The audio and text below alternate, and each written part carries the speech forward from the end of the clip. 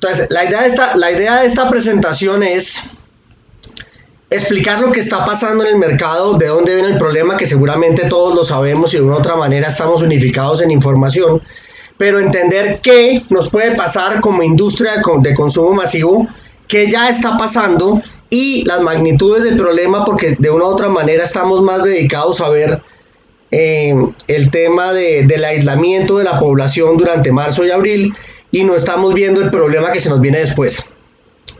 Entonces quiero comenzar ubicando en el contexto del tema que sistemáticamente siempre hemos tenido un problema. Ustedes se acuerdan, por allá en el 2000 íbamos a colapsar por el cambio de las fechas de los computadores. En 2001 fue la gran bomba en Estados Unidos en las Torres Gemelas y el Anthrax en Japón. En 2002 vino el virus del oeste del Nilo. En el 2003 vino el SARS. En 2004 fue el gran tsunami en Asia y todo lo que ocurrió en Singapur. En 2005 fue la gripe aviar, en 2006 el cólera, en 2007 la reelección de Putin, que cambió el mundo y se ajusta que le dieron libertad de reelección indefinida hace 15 días.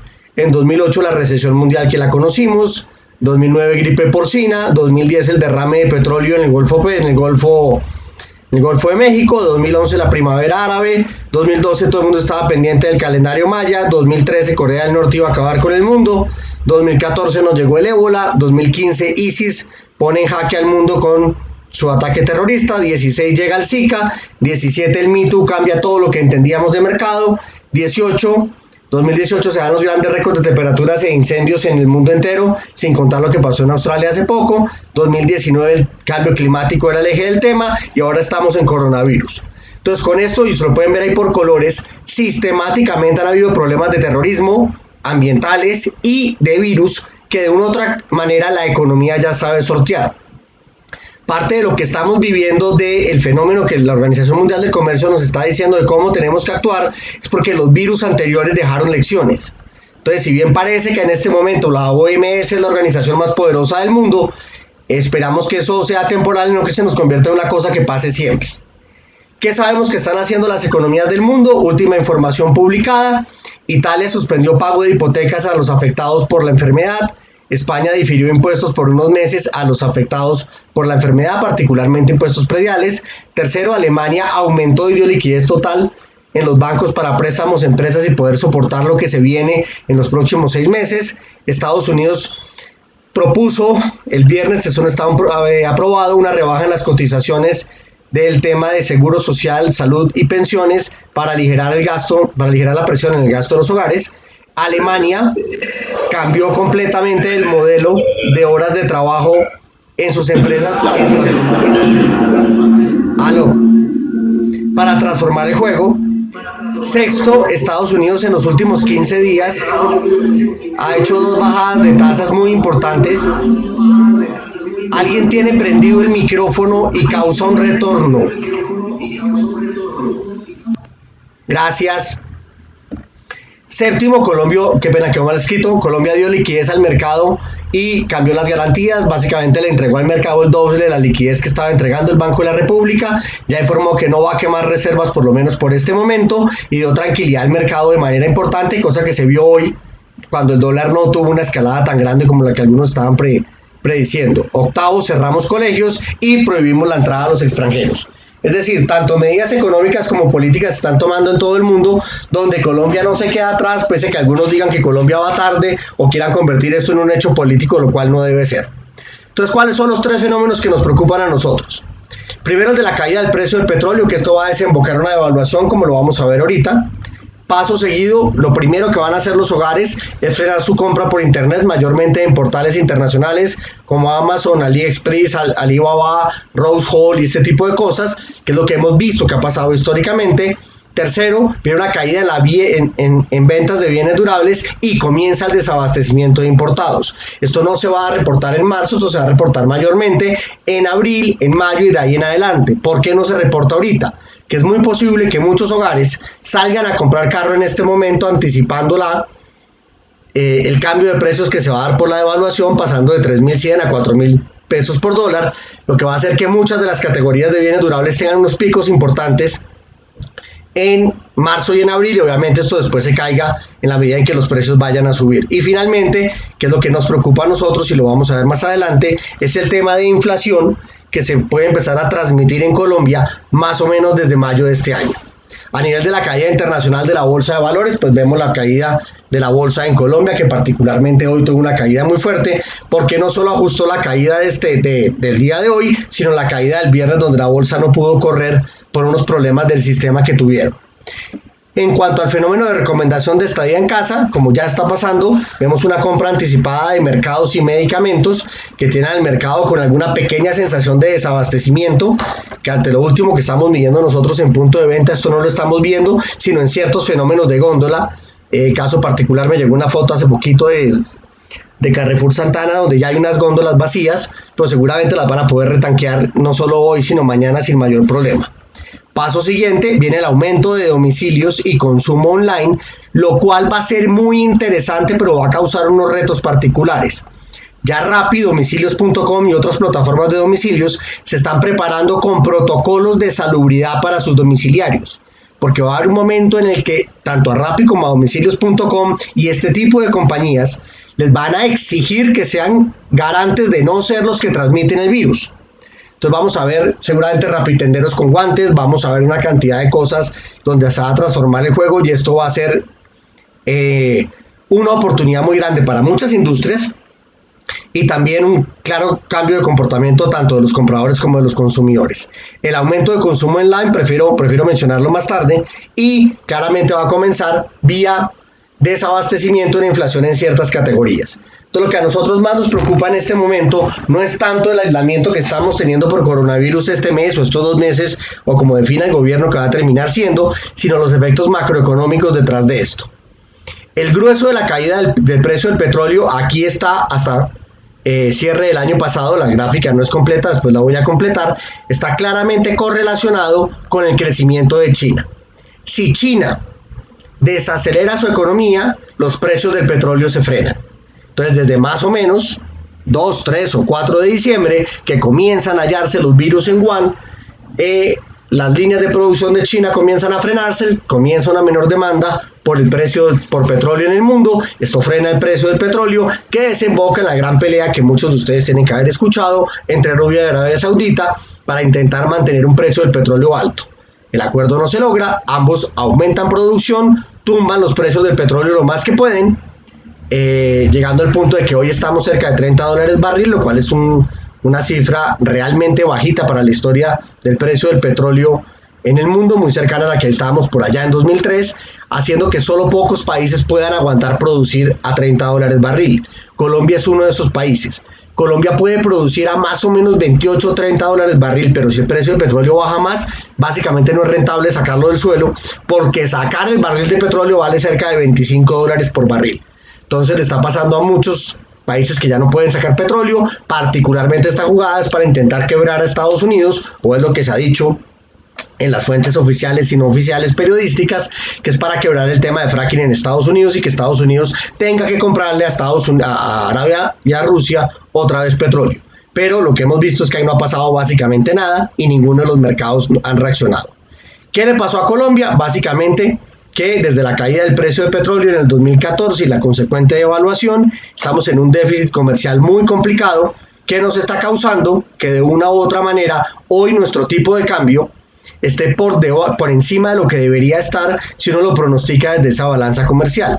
Básicamente desde el 2015 estamos en un fenómeno de especulación importante sobre el tipo de cambio, o que la balanza comercial no es la única que está explicando la volatilidad del tipo de cambio que teníamos hasta, digamos, el mundo tranquilo de diciembre del año pasado.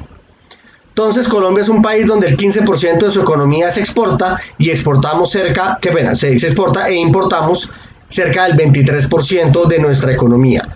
Lo que significa que si no tuviéramos comercio internacional, lo cual no se debe hacer, esta gráfica que les acabo de mostrar no es cierta, no es válida, simplemente es un juego visual, muestra cómo el problema de esa cantidad de importaciones que tenemos hace que nuestra economía pierda casi un punto completo de crecimiento en este momento.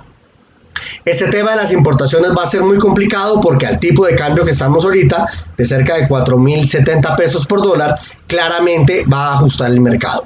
Entonces, esa balanza comercial en Colombia es negativa, como se ve en la gráfica. La balanza comercial con China es negativa y la gran preocupación que tenemos ahorita es que el 70% de nuestro comercio internacional es China.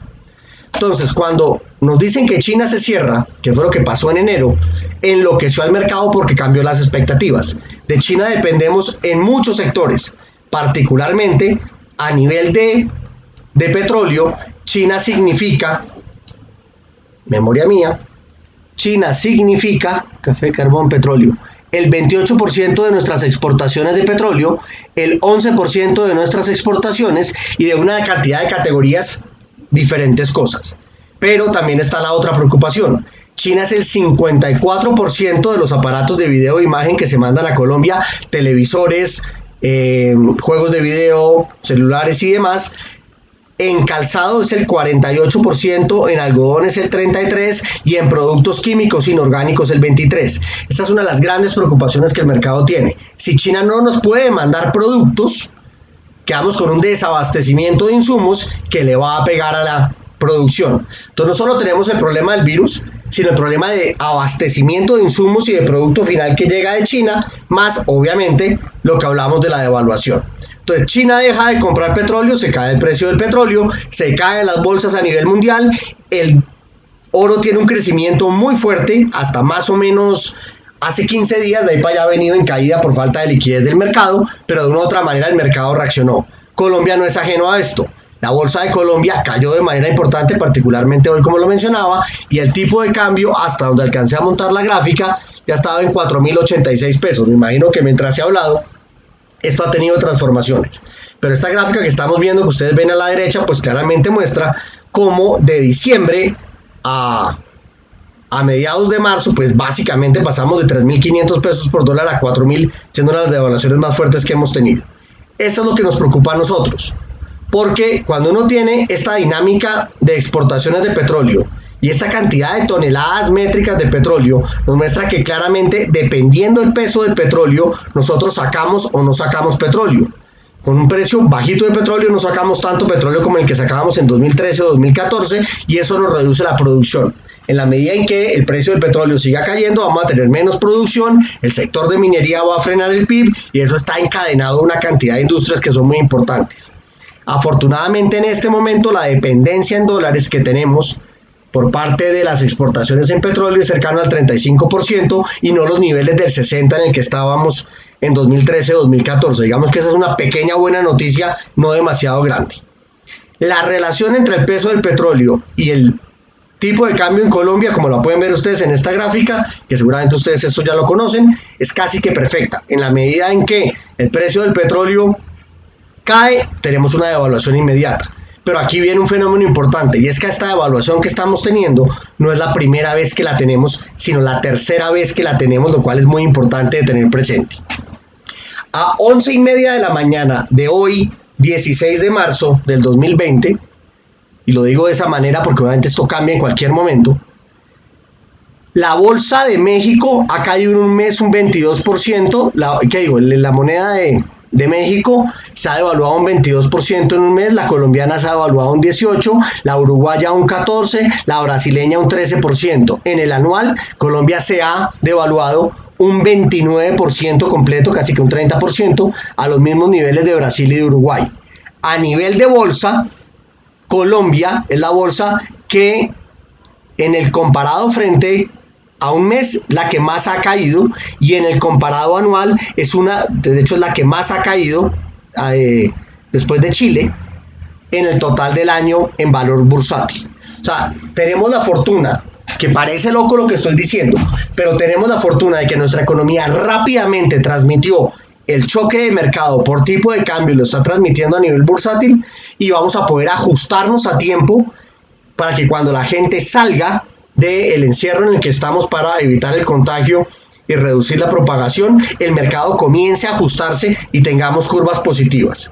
Entonces, este es el cambio del precio del petróleo en el mercado y este es el cambio de dólar. Como lo mencionaba, no es la primera devaluación que tenemos ni la primera caída de petróleo. En el año 2008-2009 tuvimos una caída del petróleo, fue la recesión económica mundial, el mercado se ajustó, el mercado aprendió, tuvimos una cantidad de cosas muy interesantes. Curiosamente, en 2009, en junio se volvieron a juntar los tres puentes, cosa que nos pasa también este año. Se juntan los tres puentes en junio, lo cual para el comercio va a ser un reto muy grande porque la gente en teoría iba a hacer vacaciones, pero claramente ese mapa cambió con el fenómeno de la enfermedad. Tuvimos otra devaluación muy importante en enero del 2015 que siguió pronunciada hasta más o menos 2016, que fue la gran caída del tipo de cambio por la caída del precio del petróleo, y ahorita estamos viendo una nueva devaluación. Estos datos no están actualizados porque no está el cierre del mes, pero claramente nos muestra que estamos en una devaluación importante. ¿Qué fortuna nos da esto? Que el comprador ya ha vivido estas devaluaciones. Entonces, este es el crecimiento de la inflación en Colombia. En 2008 tuvimos una inflación previa a la caída financiera de los Estados Unidos, causada principalmente por un fenómeno del Niño que se dio en ese momento, donde pasamos de una inflación cercana al 3,5 a cerca del 6%. Entonces la inflación se normalizó, estuvo cerca del 3 y vuelve en crece en 2015-2016, a que en junio del 2016 llega a su punto más alto con el 9% de inflación, causado no solo por la devaluación, sino por el fenómeno del Niño y el famoso paro camionero que todos vivimos. Cuando uno revisa esa caída, ese aumento de la inflación, tiene una relación muy directa con la dinámica del gasto de los hogares. Cuando tuvimos la inflación del 2008, el gasto de los hogares se cayó. Cuando tuvimos la inflación de 2016, el gasto de los hogares se cayó. Pero si uno le pone esto encima, el tipo de cambio, nos damos cuenta que solo para el caso particular de 2015-2016, el tipo de cambio ayudó a frenar el gasto de los hogares y ayudó a aumentar la inflación, pero se demoró casi un año en transmitir el efecto. ¿Qué productos transmiten el efecto en esa devaluación hacia inflación? Uno, alimentos que importamos directamente, como puede ser el trigo, el arroz, las leguminosas, que de entrada van a subir de precio y van a afectar el mercado. Segundo, elementos que son insumos. Caso particular, como lo mencionaba antes, el trigo, que eso tiene que ver con pastas, tiene que ver con pan, tiene que ver con una cantidad de elementos que son fundamentales. Y solo llega a bienes de consumo final 3 o 4 meses después, dependiendo cómo se hagan los pedidos a los países de origen y cómo llega el producto a mercado. Entonces, por eso se demora más o menos 12 meses en transmitirse esa inflación de importados a la canasta de los hogares. ¿Cuánto pesan los importados en la canasta de los hogares? Esto está entre el 10 y el 12% dependiendo del mes. Es decir, no es que le pegue un impacto muy grande al consumo de los hogares, pero el tema es ver cuándo le va a pegar y cómo le va a pegar. Porque cuando uno revisa el gasto de los hogares, no de las personas, sino por hogar, en los últimos años, en febrero del 2005 los hogares compraban cerca de 235 cosas al mes. A cierre de febrero del 20, los hogares estaban comprando 445 cosas al mes. Si uno a esto le pone el tipo de cambio encima, parecería que no hay un efecto demasiado grande sobre el tipo de cambio, sino sobre la inflación. Lo que pasa con el tipo de cambio o los pesos por dólar es que causan un efecto de sensación negativa de la economía, como lo voy a mostrar más adelante. Entonces, dicho esto, ¿qué le pasó al gasto de los hogares en los últimos años? El crecimiento del gasto per cápita fue muy bueno. Esta gráfica está montada para noviembre del 15, creo que ya la he mostrado en varias instancias con ustedes, pero simplemente siento relevante volver a ponerla acá. Al calcular los per cápita se ve que hemos aumentado al año pasado un crecimiento del 7% frente a 2015, pero si lo corregimos por la migración venezolana, que obviamente afecta al mercado, el aumento no fue del 7%, sino del 5%. Esto viene de la crisis económica mundial, como lo mencionaba antes, y de todos los cambios que tuvimos en 2014, 15, 16 y 17 que frenaron el gasto de los hogares de manera importante. ¿Qué fortuna tenemos? Pasamos de 5 años de recuperación a 4 años de recuperación en esa crisis, pero nos dejó una historia que ustedes conocen mucho mejor que yo. Hasta más o menos el 2009 teníamos un comprador básico, un aprendiz, compraba productos básicos en canal tradicional. Después pasamos a comprar en canal moderno, consumidores premium mucho más fuertes, nos creíamos caídos del cielo, básicamente Colombia era un suburbio de Miami y la gente estaba feliz. Cuando se ajusta por los precios del petróleo, el IVA y la inflación, el mercado, nace el ecosistema de precios bajos que permite al comprador seguir comprando y adecuarse al mercado, lo que causa no solo la llegada de nuevas formas de comercio a Colombia, que no solo es en gran consumo, sino también en aerolíneas, en restaurantes, en casi todas las categorías, sino que llegan nuevas marcas al mercado, permitiendo que cuando comienza la recuperación en 18 y 19, el comprador que tenemos es un comprador mucho más híbrido. Compra más marcas, más productos, más categorías y en más canales. Porque en 2019 no estaban las patinetas, que en 2017 no estaban las patinetas que la gente está usando en 2019, en noviembre del 15 no estaba Uber, y así sucesivamente. Cada vez hay más categorías de gasto que presionan la dinámica del bolsillo de los hogares.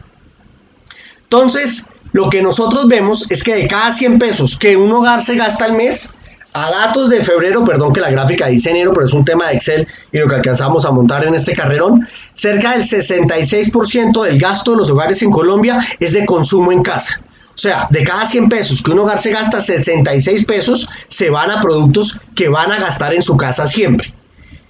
Cerca de 19 pesos se van a gasto frecuente mensual, pero que se come por fuera de la casa. ¿Qué es esto? Aquí están los taxis, aquí está el transporte, aquí están las comidas por fuera de la casa, aquí están las gaseosas, aquí están los snacks en tienda de barrio. Hay dos tipos de canastas que se rompen, el frecuente en casa y el frecuente por fuera de la casa. Y hay una tercera canasta que son los no frecuentes, donde está el tema de ropa, donde está el tema de vehículos, o sea, comprar carro, comprar moto, el tema de viajes y una cantidad de servicios como cine, loterías, asistir a eventos que claramente cada vez pesan menos dentro del bolsillo. Entonces ve uno que en dinero el grueso del gasto está en comidas en la casa, pero si le quita uno el efecto inflación, ese gasto en casa se mantiene en 66, el número que sea, más o menos igual desde 2013 sin grandes diferencias. Los gastos por fuera de la casa también viene cayendo sistemáticamente, pero el gasto no frecuente por fuera de la casa es el que ha crecido sistemáticamente dentro del bolsillo de los hogares, lo que se refiere a movilidad, lo que se refiere a entretenimiento, lo que se refiere a tecnología y todo lo que está cambiando. Entonces, si en este momento se nos viene un choque grande, es la categoría de canasta no frecuente la que más va a recibir el golpe. La que segundo recibe el golpe es la de consumo fuera de la casa, particularmente con las compras en tienda de barrio, las empanadas, las gaseosas, los restaurantes, las comidas rápidas, algo de transporte donde el consumo de gasolina se va a frenar en el mercado y así sistemáticamente los hogares van a ajustar su bolsillo, causando un fenómeno particular. Entonces rompamos esto en tres situaciones distintas. Si las cosas siguen como van, va a haber un mayor gasto en medicamentos, que lo estamos viendo, ustedes lo están reportando, Nielsen lo ha reportado y creo que hay una evidencia que es completamente clara de lo que está pasando. Aseo personal y del hogar es la segunda línea que más está creciendo en este momento a nivel de gasto de los hogares, unida a domicilios y comida no perecedera. Cada vez más estamos viendo gente tomando la decisión de no solo comprar leche para este momento, sino comprar leche en polvo, porque entienden que la leche tiene una fecha de vencimiento. Esto va a empezar a pasar en otras categorías y por lo que hemos logrado interpretar en 15 días de análisis de mercado es que aquí hay una oportunidad grande, pero también va a haber una demanda que va a pegar ahí duro. ¿Dónde vemos que se va a caer el mercado de manera importante? Insisto, en comidas por fuera del hogar, desde gaseosas hasta empanadas, incluyendo restaurantes no solo de comida rápida, sino restaurantes a manteles. El tema de entretenimiento va a salir muy golpeado, el tema de turismo, cine y eventos, que los tres ya tienen regulaciones. Cine no necesitó regulación, Cine Colombia anticipó la norma y dijo cierro los múltiplex y evito que esto pase. Se nos viene un problema en transporte donde la gente va a mover menos el carro, va a consumir menos gasolina, menos buses, menos taxis, se van a caer las ventas de carros y de motos, pero insistimos, esto no va a ser en el primero o el segundo mes porque los bienes durables van a tener un comportamiento adicional. Y finalmente viene la caída en la compra de ropa, útiles escolares y licores y este tipo de bienes semidurables que no son tan relevantes, como las revistas, los periódicos, los libros y cosas de estas, donde la gente no va a salir al comercio a comprar a menos de que haya alguien que les compre. Pero en la mitad hemos descubierto un fenómeno que no sabemos si ustedes tienen presente, pero se nos hace muy importante de comentar. El primero es que va a haber una mayor demanda por internet. Los hogares, al quedarse en su casa, donde cerca del 70% de los hogares en Colombia tienen servicio de internet en su casa, y mayormente en las ciudades, vamos a tener una mayor demanda por internet, lo cual va a hacer que las redes estén más lentas y continuamente puede que se caigan. Este exceso de demanda va a transformar no solo el consumo de internet, sino que vamos a tener problemas en la calidad de ese servicio. Lo mismo va a ocurrir con el streaming. Yo no sé si Netflix está preparado para que el mundo entero que se está quedando en la casa se ponga a ver Netflix. Yo no sé si los satélites de DirecTV están preparados para soportar que todo el mundo tenga aprendido DirecTV. Digamos que hay una ignorancia por parte de Radar en Mundo Tecnología, pero pensamos que es un tema que hay que tener presente porque seguramente vamos a tener problemas de demanda. El mayor gasto en servicios públicos va a ser un agente fundamental del juego. Si la gente se queda en la casa, va a consumir más agua, más luz y más gas, y eso va a pegar en el bolsillo de los hogares. El agua seguramente se demora 2 meses en reportar esa información, pero gas y energía rápidamente va a informar esto. Si bien no pesa mucho en el bolsillo de los hogares, tan pronto el recibo llegue más alto, para los hogares va a ser un susto, va a ser un problema y van a tomar decisiones de gasto sobre eso. Y finalmente va a haber un mayor uso del celular y del computador, lo cual no solo tiene que ver con la señal de celular, que es lo mismo que cualquier streaming o internet. Vamos a tener problemas posiblemente en el servicio de telefonía celular y datos, sino que el mayor uso del computador y celular va a hacer que la gente esté más vinculada a estos aparatos, los usen más y seguramente tengan cada vez más problemas con el uso de ese producto, o que se dé el fenómeno de compra del producto. Lo vemos muy escaso, pero puede pasar. Entonces, este mapa nos cuenta lo que puede pasar en los próximos 2 meses, porque una cosa que es importante es entender lo que está pasando. La confianza del consumidor logró recuperarse en enero, aún no ha sido publicada la de febrero, pero suponemos que va a la baja, y cuando uno le pone el dólar a la confianza del consumidor, ya teniendo el dólar de 4.000 pesos en marzo de este mes, se ve claramente que la confianza del consumidor tiene que caer. Entonces, una cosa es un país a 2.000 pesos por dólar, otra cosa es después de la devaluación, la implementación del IVA, el cambio presidencial, y en este momento estamos en un fenómeno de nueva devaluación. Preparémonos para una caída de confianza del consumidor, que eso lo que va a hacer es hacer que todo el mundo sienta que las cosas van mal, que hay una emotividad negativa sobre el tema y que nos va a afectar. Entonces, Radar tiene hecho este documento, rara vez lo compartimos, pero pensamos que es importante, y es lo que nosotros llamamos el Bristol de Radar. Y es que pasa, o sea, refiriéndose al almanaque Bristol, ese naranjita o rojo que pueden comprar ustedes en los semáforos en los primeros días del año. Sabemos normalmente qué pasa en enero, en febrero, en marzo, cuando hay vacaciones, cuando hay cosas.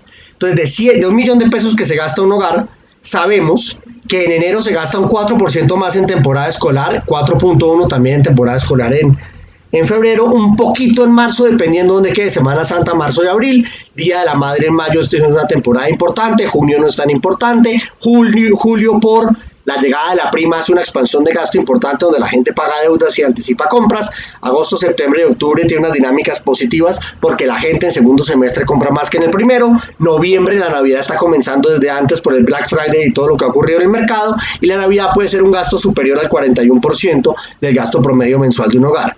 Si a esto le sumamos los pagos de los impuestos que hacen los hogares, claramente el hogar tiene unas presiones que son predecibles en función de sus gastos normales. Entonces, en este momento, ¿qué nos preocupa? Que comienza el pago de predial, comienza el pago de vehículos, y afortunadamente no hay una temporada comercial que vaya a presionar el mercado. Si esto llega hasta mayo, claramente le va a pegar a los presupuestos del Día de la Madre. Si llega a junio, afortunadamente los presupuestos del Día del Padre son bajos, y si eso llegara a julio, que esperamos no llegue a pasar a nivel de que la gente esté quieta en la casa, pues claramente sí le pegaría la oportunidad de la prima. Entonces, cuando uno mira este fenómeno un poco organizado, nuestra estimación es que el impacto de coronavirus como virus tiene que estarse acabando a más tardar mayo.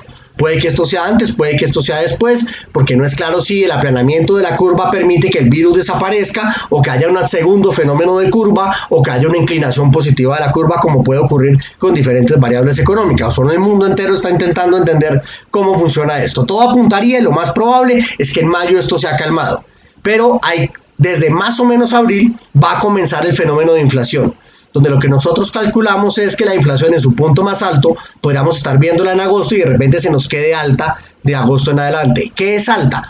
Puede que esté por encima del techo del Banco de la República, puede que estemos hablando de inflaciones del 4,5 o del 5%, no inflaciones del 6, no inflaciones del 7, no inflaciones del 8, a menos de que el tema de coronavirus alargue más y el dólar llegara a cifras superiores a los 4.500 pesos por dólar. Pero una cosa que es importante recalcar es que claramente coronavirus le va a pegar al gasto de los hogares, eso no tiene discusión. Inflación le va a pegar al gasto de los hogares, eso no tiene discusión. Pero el freno del gasto de los hogares, la desaceleración que nosotros estamos viendo, viene desde enero de este año. porque el año pasado y el antepasado el gasto creció mucho. Entonces ya estábamos comenzando a ver una tasa de crecimiento del gasto más pequeña, pasando del 8.5 en diciembre a 7.3 en enero, 7.3 en febrero. Esperábamos en marzo una caída cercana al 6.5 en crecimiento del gasto. Claramente marzo va a ser un mes muy difícil de leer a nivel de gasto de los hogares, porque no vamos a saber qué efecto fue virus, qué efecto es ciclo normal y qué efecto es el cambio de Semana Santa entre un año y el otro. Marzo va a ser un mes muy difícil de leer, pero es clave entender que la desaceleración del gasto ya había comenzado cuando llegó el fenómeno. Claramente también había comenzado el aumento del precio del dólar y la caída, y causado por la caída del precio del petróleo. Entonces, dicho esto, ¿qué están diciendo operadores grandes como Bancolombia? En este momento, los factores grandes de transmisión se van a dar vía sector real, mayormente por un tema de tipo de cambio de importaciones, porque el resto del mercado no va a tener implicaciones demasiado fuertes. Entonces, Bancolombia, ¿qué dijo? Hagamos un análisis sobre el tipo de cambio.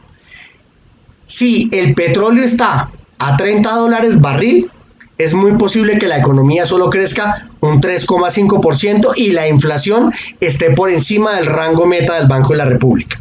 Si logramos que el precio del petróleo vuelva cerca de los $60 barril, podríamos seguir creciendo al 3.3%.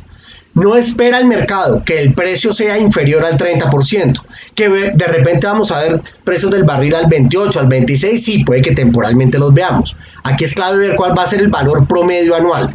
En este momento estamos en un valor promedio superior al 30%, a $30 barril, lo cual nos pondría más cerca del crecimiento del 3% que de un crecimiento por debajo de eso. Entonces, al ver el dato agregado y haciendo unos supuestos para poder modelar, uno, el tema del coronavirus en Colombia se controla, se acaba el aislamiento y todo lo que pasa en mayo de este año. Dos, el precio del petróleo está por debajo de los $40 barril. Tres, la confianza del consumidor se frena. Y cuarto, el dólar está cerca a los 4.000 pesos por dólar como estamos ahorita. Puede que llegue a 3.800 o que se ajuste, pero estando por ahí, lo que nosotros vemos es un crecimiento del gasto de los hogares en dinero, pasando de 9.73 a 9.85 para este año. En inflación pasando de 3.8 a 4.5, nosotros somos menos optimistas que Bancolombia, y el gasto de los hogares tendría un freno donde pasaría del 6% del año pasado al 5.35 para este año en términos reales, teniendo su escenario más bajo en 4.75 y su escenario más alto en un 6%, manteniendo casi que el mismo crecimiento de gasto del año pasado. Entonces nosotros sí vemos una alerta, sí vemos una preocupación, pero lo que más nos preocupa en este momento, antes que el tema de que la gente esté en casa y esté cambiando su comportamiento de consumo y de gasto durante 1, 2 o 3 meses como máximo, es el tema inflacionario que va a llegar después, causado por el tema de importación de insumos, importación de alimentos, importaciones de bienes de consumo final y su consecuente impacto en inflación. Hasta ahí queríamos contarles, no sé si hay alguna pregunta o dije muchas pendejadas y no les llamó la atención.